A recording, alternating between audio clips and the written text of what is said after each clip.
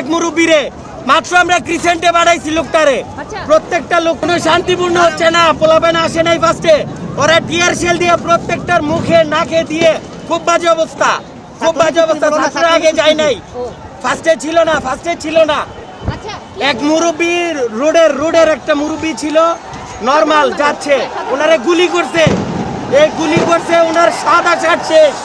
এই জানোয়ারের বাচ্চা করে দেশেতে তারান একটা মেসেজ দিয়েন যে তার মরার পরে যেন কেউ আলহামদুলিল্লাহ বলে, আলহামদুলিল্লাহ যেন কেউ না বলে তার মরার পরে।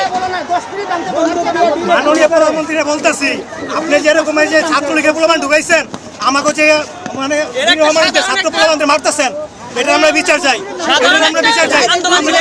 সাধারণ মানুষ